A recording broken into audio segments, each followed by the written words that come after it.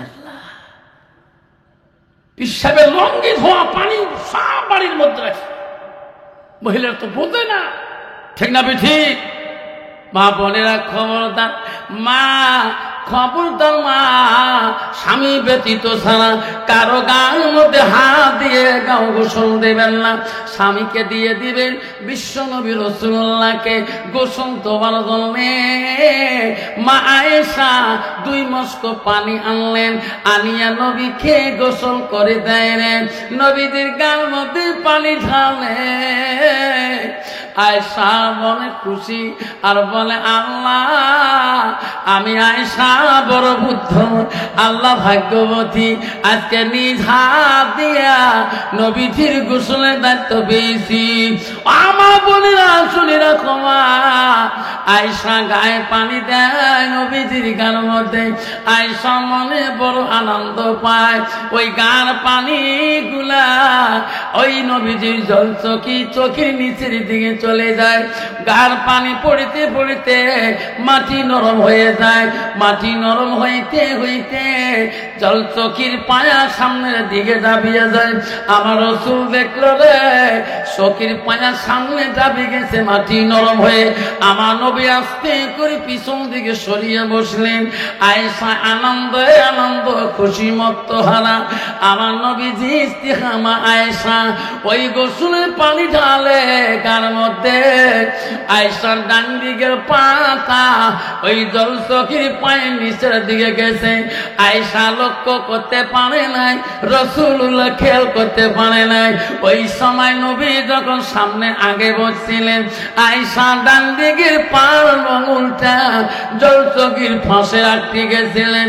মা আয়েশা ও শব্দ করে নাই, শব্দ করে নাই। গোসলের পানি দিয়া রক্ত ঝর্ণা হয়ে যায়। নবী বলে, আয়েশা রে আয়েশা, আমি নবী জীবনে কত একাই গোসল করলাম, কোনদিন আমার গোসলের পানিতে রক্ত ঝর্ণা দেখি নাই।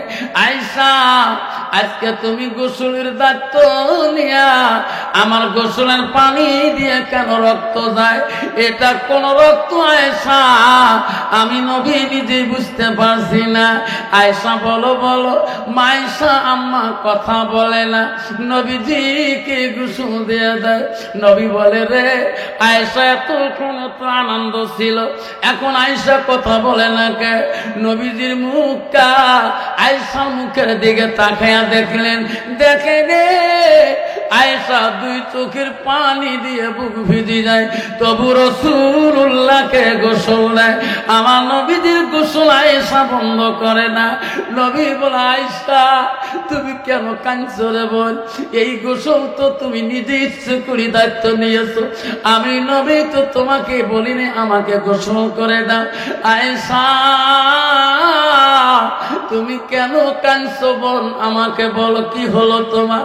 নবীর স্ত্রী আয়েশা বলে, ওগো নবী, তোমার জীবনে গোসলের মধ্যে পানি রক্ত দেখেন নাই না? ওগো নবী, আজকে গোসলের পানিতে যত রক্ত যায়, এটা কোন রক্ত গো আপনি জানেন কি না? গো আয়েশা, আমি তো জানি না। ওগো নবী, আজকের গোসলের পানিতে যত রক্ত যায়, নবী আপনি জানেন না? নবী গো, আপনার চোখের পায়ার তলে, জল চোখের পায়ার তলে আমার বুড়ো আঙুলটা এখনো আটকে আছে। সিপাই পড়ে গেছে, ফাঁস রাখতে গেছে গো নবী। তোমার শরীরের ভরিতে আমার আঙুলটা ফেটে গেছে। ও গো নবী, আমার শরীরে রক্ত গুলা তখন পর্যন্ত তোমার গোসলের পানি দিয়ে ঝর্ণা হয়ে গেল। নবী বলছে, তবু তুমি একটা শব্দ কেন করলি না? শব্দ কেন করলি না? আয়েশা, তুমি আমার জন্য এত রক্ত কেন কুরবানি দিলি? মায়েশা বলছে নবী গো, পায়ে রক্ত তো দূরের কথা, শরীরে রক্ত তো দূরের কথা। ওগো নবী, আপনার ভালোবাসা আমার আয়েশার কাছে এত গো, আপনার ভালোবাসা আমার শরীরটা যদি চিফার মধ্যে পড়িয়া যায়, ওগো নবী, তোমার সামনে আমার দেহটা দিয়ে দেব, জীবনটা দেব, তবু আমার জবান দিয়ে আপনাকে একটা আ শব্দ শোনাবো না, একটা উ শব্দ শোনাবো না। লাইন থাকবে। মা বলেন আম্মা গো, নবীর স্ত্রী হযরতে মা আয়েশা যদি এত স্বামীর জন্য ভালোবাসা দিতে পারে, মা গো, বর্তমান যুগের নারী স্বামী যদি কিছু একটু শাসন করে, কোন জায়গায় যদি ডাং মারে, ওই স্বামীর বিরুদ্ধে ওই জিপি প্রেসিডেন্টের কাছে বিচার দেয়। এমন যখন জিপি প্রেসিডেন্ট পায় না, জিপি প্রেসিডেন্ট বলে থানাতে যাও, এতটুকু কাটাতে ফাটাতে দাগ, ওই দারগা কেস দিবে না, নিজে হাতে বেলেট দিয়ে একটা ঘর ফাড়িয়ে দাও, আমি প্রেসিডেন্ট কেসটা একটু জটিল বানিয়ে দেই। ঠিক না বিঠি? এটা আমার জায়গার ঘটনা হয়েছে। সামান্য একটু ফাটি দিচ্ছে, শিখিয়ে দিচ্ছে, মোটায় কাঠিতে বেলেট দিয়ে কত বই খুব বেলেট দিয়ে কাল রক্ত লেগে থানা যদি দেয়, এনি প্রেসিডেন্ট এজাহারটা লিখিয়ে দেয়, করা হবে না? এত গরু পিঠাই করলো স্বামীকে,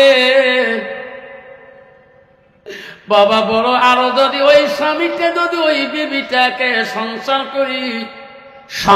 করি যদি সরকারি সংবিধান মতে খায়, কত স্বামীটার জীবনে কোনোদিন শান্তি মেটা পাবে কি? পাবে? মেটা যদি তাহাজ্জুদ পড়ে, আল্লাহর কোরআন পড়ে, কোনদিন আল্লাহর কাছে মঞ্জুর হবে না। আম্মা বলে না, আম্মা শুনে রাখো মা, জান্নাত যদি দিতে সালমা, মা আয়েশার মতন জীবনটা বানিয়ে নাও। স্বামী তোমার বড় পীর মা, পৃথিবীতে সব অলিদের অলি ছিল গো মা গো, এমন অলি ছিল গো হযরতে মালিক বিন দিনার রাহমাতুল্লাহ, হাজার হাজার ভক্ত মুরিদান ছিল গো হযরতে মালিক বিন দিনার রাহমাতুল্লাহ। রাস্তা দিয়ে গেতে গেতে বিশাল একটা ওই মরুভূমির পথে ভক্তদের বাড়িতে যায়, মুরিদানের বাড়িতে যায়। আল্লাহর ওলি মালিক বিন দিনার রাহমাতুল্লাহ, যার জীবনে এক ওয়াক্ত তাহাজ্জুদ নামাজ কায়দা হয় নাই, জোরে কোন সুবহানাল্লাহ। কত বড় ওলি গো! বর্তমান তোমার জায়গা নেই, আমার জায়গা কত ওলি আছে, বিনা নামাজে ওলি। ঠিক না বেঠি? হাঁটি গেতে বলে নামাজ হয়। আমি জীবনে খুঁজি পেলে এমন অলি জীবনেও পাইলাম না। আল্লাহ পৃথিবীর সব অলিদের অলি, সব আউলিয়াদের আউলিয়া, সব অলিদের অলিয়ে, যার নাম বলা হয় গৌসুল আজম, তার বাবার নাম আবু সালে জঙ্গি বুঝা রহমাতুল্লাহ, তার বেটা হলো সব অলিদের অলি, সব আউলিয়াদের আউলিয়া, গৌসুল আজম বলা হয় আব্দুল কাদের জিলানী রহমাতুল্লাহ, যার জীবনে এক ওয়াক্ত নামাজ কায়দা হয় নাই, তাহাজ্জুদ কায়দা হয়নি। ধরে বল সুবহানাল্লাহ। আল্লাহ ইনি কোন অলি? হাঁটি গেতে নামাজ হয়, তোমার দেখা নাই বাবা। আল্লাহ কি টান টানে রে বাবা! ইস, গার্গ দিয়ে গেলে পাটা ছাগলের মতো গা বন্ধ করে। তোমার জায়গা নাই, বেঙ্গলে আছে। ইস কি খান খায় রে বা গুন্দ! জান্নাত যাবে? বাপের বাড়ির জান্নাত, মামার বাড়ির জান্নাত। একবার মরি দেখ, একবার মরি দেখ। সোনারা, তোমারই দুনিয়ায় দুশ্মনী নীলা, সে দেখো রহমান, কাফের হাততে নিধন হইতেছে কি করে মুসলমান। কোরআন ভুলিলাম, হাদিস সারিলাম, হাদিস ভুলিলাম, কোরআন সারিলাম, তাই তো এত অপমান। কাফের হাততে নিধন হইতেছে কি করে মুসলমান। মসজিদ ভুলিলাম, মাদ্রাসা সারিলাম, মাদ্রাসা ভুলিলাম, মসজিদ সারিলাম, তাই তো এত অপমান কাফিরদের হাততে নিধন হইতেছে কি করি মুসলমান। কোরআন ভুলিলাম, হাদিস সারিলাম, তাই তো এত অপমান কাফিরের হাততে নিধন হইতেছে কি করি মুসলমান। আল্লাহ রাসূল বলল قال النبي صلى الله عليه وسلم বলেন لا يؤمن أحدكم حتى أكون أحب إليه من والده وأولاده والناس أجمعين। আমার নবী বলে ওই মানুষটা যতক্ষণ পর্যন্ত পূর্ণাঙ্গ মুমিন হইতে পারে না, মুসলমান হইতে পারে না, যারা নিজের ছেলে সন্তান পিতামাতা অন্য মানুষ থেকে মানুষ থেকে আমার নবীর ভালোবাসা অন্তরে থাকবে না। কত মুসলমান আছে মুখে অন্তরে ভালো, মুখে ভালোবাসা অন্তরে কিছুই নেই, যখন ঠিক না ঠিক। মুখে কয় আমি খুব আল্লাহকে ভালোবাসি, নবীকে ভালোবাসি, তা নামাজ না পড়লো কেন?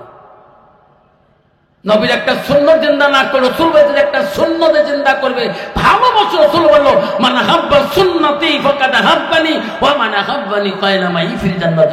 সুবহানাল্লাহ। তো একটা রাসূলের সুন্নত নাই, রাসূলের 10টা ডায়েরির সুন্নত আছে। কয়টা ডায়েরির সুন্নত? জোরে বলেন কয়টা? 10টা ডায়েরির সুন্নত। চারিকোচি চারেনো যাহাবু ডুবিছে চার, 5 ওয়াক্ত 5 নিয়ত কর হয়ে সুমার, আরে কামা হকাম 13 কার, মুসলমানি 5 বেলা ইমানতে সার, 30 রোজা 30 নিয়ত জানিব কি, তুই মতে 3 রে বাবা গোসলতে 3। এলা মুসলমান গোসলের ফরজ জানে না, যেরকম ঠিক না ঠিক। যদি পুষ করি 70 বছর বয়স, বাবা গোসলের ফরজ কয়টা চাচা? তুই তো খুব আল্লাহকে ভালোবাসে, নবীর প্রেম কে দূর মোবাইলে বুড়ি হইলাম পড়তে পড়তে, কয় টাকা 12-13টা হল, হিসাব কথা হলো না। আল্লাহ রাসূল বলছে লিম্মা জিম্মা রফরা, তোমার অপরিজনীয় রোমের সোলগুলো তুমি ফেলে দাও, তুমি 3 তরিকা 8 তরিকা তুমি মাথা চুল রাখো। বাবা আল্লাহ গোসলের ফরজে জানে না। আল্লাহ ওলি মালিক বিন দিনার রহমাতুল্লাহ মা বললেন শুনুন, আল্লাহ ওলি ছিলেন, উনি যখন রাস্তা দিয়ে যায় গাছের পাখিরা পর্যন্ত আনন্দ হয়, যেরকম সুবহানাল্লাহ। মালিক বিন দিনার রহমাতুল্লাহ হাজার হাজার ভক্ত বানিয়েছে পৃথিবীর জমিনে, সেই ভক্তদের বাড়ি যেতেছে, ভক্তরা বলছে হুজুর বহুদিন থেকে তোমাকে দেখা পাই না, আপনি আমাদের গ্রামে পাড়ায় আসেন। আল্লাহ ওলি মালিক বিন দিনার রহমাতুল্লাহ রাস্তা দিয়ে গেতেছেন, মরুভূমির পথ দিয়ে, শরীরটা ক্লান্ত হয়ে গেছে, গাছের ছায়া খুঁজতেছে কোথায় গেলে গাছের ছায়া আরাম করবে। সামনে দেখে একটা বিশাল ঝোপঝাপ একটা পাইকরের গাছ দেখা যায়। আল্লাহর ওলি মালিক বিন দিনার রহমাতুল্লাহ ওই গাছের তলায় একটা রিমঝিম রিমঝিম হাওয়া উঠে গেল। আল্লাহর ওলি মালিক বিন দিনার রহমাতুল্লাহ বলল এই গাছের তলে আমি একটু আরাম করবো রে, তারপরে আমার ভক্ত ওই মুরিদানের বাড়িতে যাব। যখন গাছের তলে আরাম করা শুরু করে দিল, গাছের পাখিরা আনন্দ করে কিসমিস কিসমিস করে, আল্লাহ তোর ওলি আজকে আমার গাছের তলা কত আসি আরাম করছে, আল্লাহ আমরা এত খুশি, আল্লাহ তোর ওলি আজকে গাছের তলা আমরা দেখা পাচ্ছি, পাখিরা কিসমিস করে। মালিক বিন দিনার রহমাতুল্লাহ বলে পাখিরা চেঁচামেচা করো না, একটু আরাম করতে দাও। আবার পাখিরা বেশি চেঁচামেচা করে। মালিক বিন দিনার রহমাতুল্লাহ পাখিরা চেঁচামেচা বুঝতে পারে নাই, ওনারা কি জানে কিসমিস করে, ওনারা বুঝতে মালিক বিন পারে নাই। ওই মালিক বিন দিনার রহমাতুল্লাহ কত বড় ওলি ছিল রে, পাখিগুলাকে বলল পাখি আমাকে আরাম করতে দিলি না, পাখি আমাকে তুমি চেনো নাই। সঙ্গে সঙ্গে মালিক বিন দিনার রহমাতুল্লাহ পাখিগুলোকে অভিশাপ দিল, পাখি বিলকুল পর তুম মর যাও। বলার সাথে সাথে পাখিরা ধাপ ধাপ করে পড়ে মারা গেল। কত বড় ওলি গো, যার জবানের এত দাম ছিল। মালিক বিন দিনার রহমাতুল্লাহ আর গাছের তলে অপেক্ষিত করলো না, বলে আল্লাহ আমি কথাটা কেন জবান দিয়ে বাইর করলাম, মরহুমের পথ কেটেছে, কলিজা সুখী যায়, পানি পানি বলি একটু কাতর হয়ে গেল রে। আর কত দূর যেতে হবে ভক্তদের বাড়িতে, পানি নাই, কোথায় গেলে আমি পানি পাবো? মালিক রহমাতুল্লাহ গেইতে গেইতে সামনে একটা বস্তি দেখা পেলেন। আল্লাহর ওলি মনে করলো এই বস্তিতে যে আমি পানি পান করব। সামনে বস্তির দিকে গেলে সামনে দেখে একটা সুন্দরী মহিলা, আল্লাহ পর্দা মোশন নিয়ে, পর্দা ভাব নিয়ে, একটা হাতের মধ্যে বালতি নিয়ে ওই মেয়েটা একটা কুয়ার পাশে গেতেছে। আল্লাহর ওলি বলল, আল্লাহ এই মাটার কাছে এই বালতিটা নিয়ে এই কুয়া থেকে পানি খেয়ে নেবো। আল্লাহ আমার কলিজাটা শুকিয়ে গেছে আল্লাহ, আর আমি চলতে পারি না। আল্লাহর ওলি মালিক বিন দিনার রহমাতুল্লাহ ওই মহিলাটার কাছে যা বলল, মা, ও মা, আমার কলিজাটা শুকিয়ে গেছে মা, বালতিটা দাও রে মা, আমি পানি তুলি, পানি পান করব। মহিলাটা কোনো জবাব দেয় না। আমি বলছি, মা, বালতিটা দেওয়া যাবে মা? আমি পিপাসায় কলিজা শুকিয়ে গেছে মা। ও মা, বালতিটা দেওয়া যাবে? মহিলাটা কথাই বলে না। আল্লাহ বলছে, কার মহিলা বুঝিস না, আমার কলিজা শুকিয়ে গেছে। মহিলাটা বলছে, হুজুর এটি গাছের পাখি পান নাই, সুবহানাল্লাহ, তোমার অভিশাপে মারা যেতে পারে। আপনি যতই রাগ করেন না কেন আমার কিছুই করতে পারবেন না। সুবহানাল্লাহ, এটি সবারই করবে না, বাড়িতে সুবহানাল্লাহ, সুবহানাল্লাহ নাই থাকবে। হুজুর এটি গাছের পাখি পান নাই, তোমার কথায় পরিমরতে পারে। আমাকে যতই দামক দাও না কেন, ধমক দাও না কেন, আমার কিছুই করতে পারো না। মালিক বিন দিনার রহমাতুল্লাহ বলো, আল্লাহ আমি গাছের পাখি মারলাম কোন দেশে জানে কেমন করি? দেখো সুবহানাল্লাহ, কন্ত বাবা হুজুর আর পানি খাবি নাকি? হুজুর করে এই কোন হুজুরে নিফি? আল্লাহ পাখি মারলাম কোথায় জানে কেমন করি? আবারে আল্লাহর ওলি মালিক বিন দিনার রহমাতুল্লাহ বলো, মা, আমি কোন দেশে পাখি মারে আসলাম তুমি কেমন করি জানলি? এই বিদ্যা কোথায় শিখলি? মা তোর উস্তাদকে। মহিলাটা বলল, হুজুর আমার উস্তাদ আছে এখনো জিন্দা, এই উস্তাদের দোয়ায় আল্লাহ আমাকে এই ইলমের নাজুনি দিয়েছে। আল্লাহ ওলি বলছি, মালিক দি, মা তোমার হুজুর কোথায়, দেখা করতে পারবো? কয়েছে, হুজুর আমার হুজুরের পারমিশন ছাড়া তোমাকে আমি ওখানে নিয়ে যেতে পারি না। আমার শাহ হুজুর যদি অনুমতি দেয় তাহলে আমি তোমাকে আমার হুজুরের দরবারে নিয়ে যেতে পারি, বিনা পারমিশনে আমি নিয়ে যেতে পারি না। বর্তমান বিনা পারমিশনে কত মহিলা যায়, ঠিক না বেটি? তোমার জায়গা দায়ী বাবা, শুনে রাখ, খবরদার যাবি না। অলি কাকে বলে? আল্লাহ অলি কাকে বলে?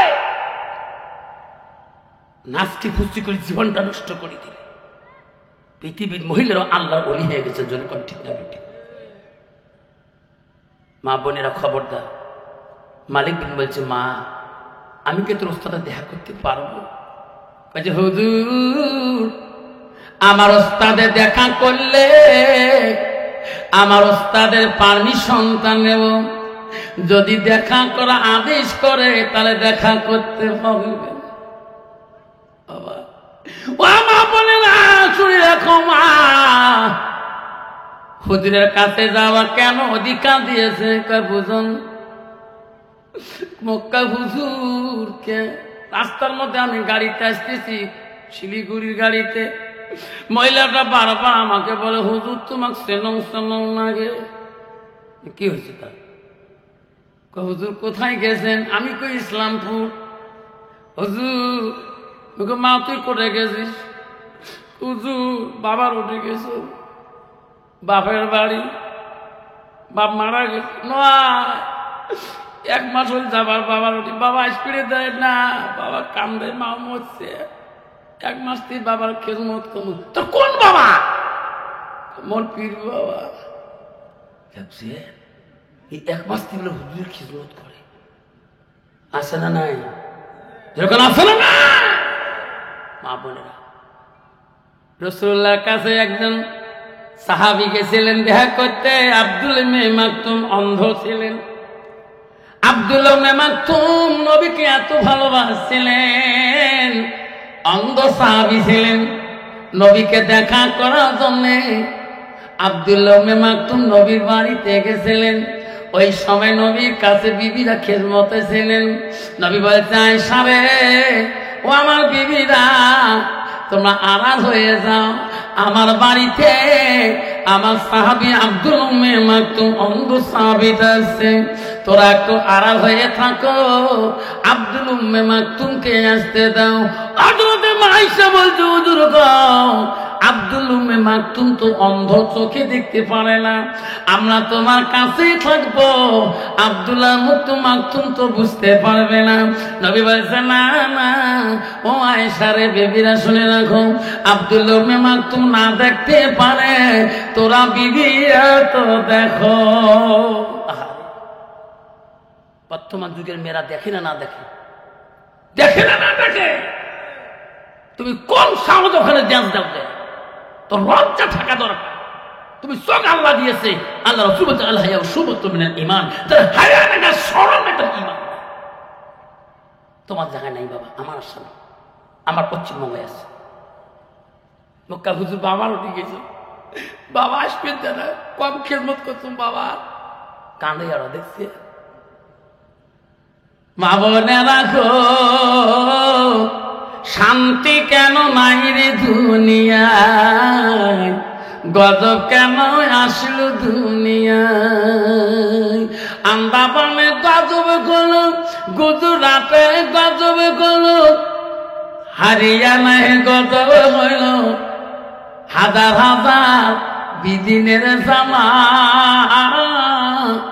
মা বোনেরা গো, শান্তি কেন নাই রে দুনিয়ায়, গজব কেন আসলো দুনিয়ায়। মদের বাজান গরম হলো, যুগের কোঠায় মানুষ যায়, বাপের ভিটা থুয়ে দিয়ে খরা জামাইয়ে বেটা হয়। মেয়েরা বলে স্বাধীন হবে, আরে পুরুষের দরকার নাই, পুরুষ নিয়ে কি করিব, নিজের কামাই নিজে খায়। মা বোনেরা গো, শান্তি কেন নাই রে দুনিয়ায়, গজব কেন আসলো দুনিয়া। বর্তমান যুগে কত স্বামী আছে বিদেশে যায়, যায় না? গুয়াহাটিতে যায়, ত্রিপুরে যায়, আগরতলা যায়, শিবসাগর যায়, শিলং যায়, আর বউরা মোবাইল নিয়ে আনলিমিটেড কল। হাই রে ফোন রে বাপ, ইস তোমার জায়গা বোঝা নাই আছে। ফোন করতে করতে লাস্টে দেখে সবা শাড়ি পর্যন্ত পালাইছি, একটা ধাক ধরি পালাইছি, একটা চেঙা ধরি পালাম, 3টে সোয়া ইয়ের হয়েছে 5টা সোয়া, কয়টা 3 আর 5 8টা হলে জাক ধরি পালাইছি, 5টা সোয়া। তো কি আমি ওই বিওপি ধরা পড়ে গিয়ে 3 দিন পরে সব মুক্তিগুলোকে আফসার ওজনে গিয়ে পড়ে দুঃখ। মুখে মনে দেখ 3টে সোয়া আছে তোর, 5টা সোয়া, তোর লাভটা কি? মুহে বোঝাম, ওই বিয়ে পড়বার না পান বাবা, কি মোবাইলের নিচে রে বা। মানুষ এত ফেসবুক চলায়, এত ফোন, কাক যে ফোন করে মেমোরি কাম করে না। তোমার তুই আছে যাইতো গেল কুলো গেল জেল কুলো মান বেটি লাগে গোসুল হাজি ডুবাইল সলমান বেটি কলেজ পরে রে বেটি নলেজ বানাইছে তলে তলে রেস্টারি করিছে যাইতো গেল কুলো গেল জেল কুলো মান বেটা লাগে গোসুল হাজি ডুবাইল সলমান বেটা কলেজ পরে রে বেটা নলেজ বানাইছে তলে তলে রেস্টারি করিছে চ্যাংরা চ্যাংরি রাজি কি করে দেশের কাজী মামা এমন আইন করি চ্যাংরাও পালায় চিংড়িও পালায় চ্যাংরার মাও পালায় বাপও পালায় উকিল কাজী সবাই পালায় লাস্টত কাজীও পালায় ঠিক না বেটা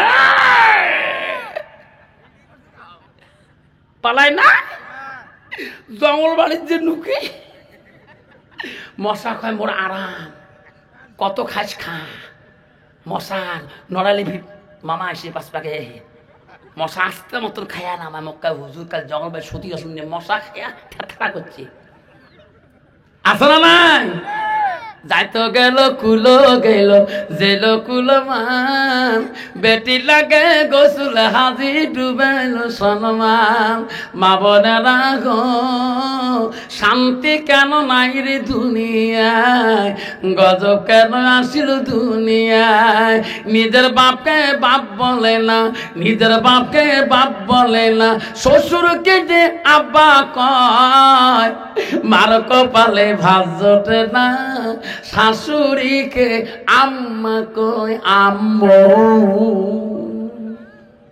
আছে না কত যুবক কি শ্বশুর ডাক দেয় তা আম্মা বা শ্বশুর ডাক আব্বা নিজের বাপটা নিজের বাপ কয় না নিজের বাপ আর মা কয় না শ্বশুর বাড়ির বউ শিখিয়ে দিচ্ছে দেখছেন তোমরা তোমার জাম বাড়িতে তোমার অভ্যেস খারাপকে তোমার বাপক বাপ কনকে আমার তো আব্বা কয় জানেন আমার রাজনীতির মধ্যে আগিয়ের মধ্যে আব্বা কয় তোমরা খবরদার মোর বাবা কন না শরম পাইছে বাবা প্রথম পাক গেছিলেন না ওই আসবার সময় মোর সামনে করলেন না বাবা যাই বাবা শরম পাইছে জানেন আজ থেকে মোর সাথে গেলে আব্বা করুন স্বামী কইছে আমার তো বলি দেওয়া দরকার বিয়ে আগারাতি ঠিক আছে ঈদের দিন মঙ্গলবার না ঈদের নামাজ পড়ে চলে যাবো দুজন মোটর সাইকেল আম্মা গাড়িতে আব্বা দিচ্ছে না একে গাড়িতে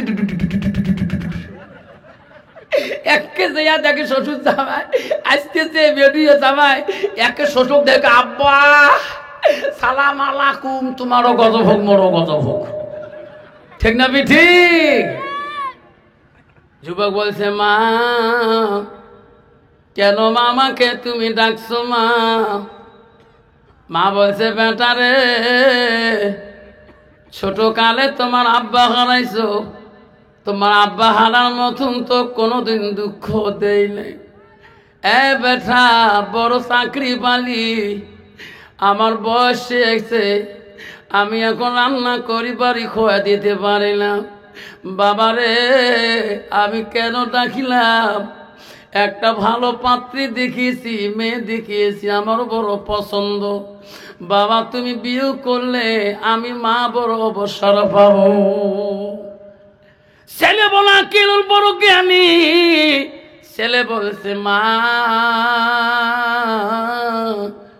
তুমি যদি পছন্দ করেছো মা আমি না বলতে পারি মা তোর জীবনে এত কষ্ট করেছো মা মা তুমি পছন্দ করি আনো আমি রাজি আছি মা বলল বাবারে অমুক তারিখে আমরা দিবি আর মহরণা চুক্তি করব তুমি কি দেখবে না না মা আমি বউ দেখবো না তোমার যদি পছন্দ হয় মা মা আমি বড় পছন্দ আমি খুশি মা তুমি যদি খুশি হও ওই বউ কাটলে মা আমিও আল্লাহর কাছে খুশি জোরে কম সুবহানাল্লাহ বিয়ে হয়ে গেল বউ বাড়িতে আসিল বড় অফিসার মানুষ রে মাকে সম্মান দিয়ে চলে মার শ্রদ্ধা ভক্ত করে ও অফিসার কেমন অফিসার গো মা যখন ডাক মারে মার সামনে তুরন্ত দাঁড়িয়ে যায় অফিস যাবার কালে বিবি কি বুঝে বিবি রে এই তো তোমাকে দেখি মা বিয়ে করে আনলো রে বিবি হ্যাঁ বিবি আমি অফিসে চলে গেলাম, আমার মা নামাজ পড়বে, উজুর পানি জোগাল দেবা, মা খানা দিবা, মা টানতে বলে নামাজ পড়ে, তসবিহ তেলাওয়াত করে, মা কোরআন তেলাওয়াত করে। মা কষ্ট দিস না বিবিরে, মা যদি শান্তিতে রাখতে পারো আমি তোর শান্তি পাবো তোর উপরে। আমার মা সুখ পাইলে আমিও তোর সুখ পাবো। এই বিবি অফিসে যায়, মা যাতে কষ্ট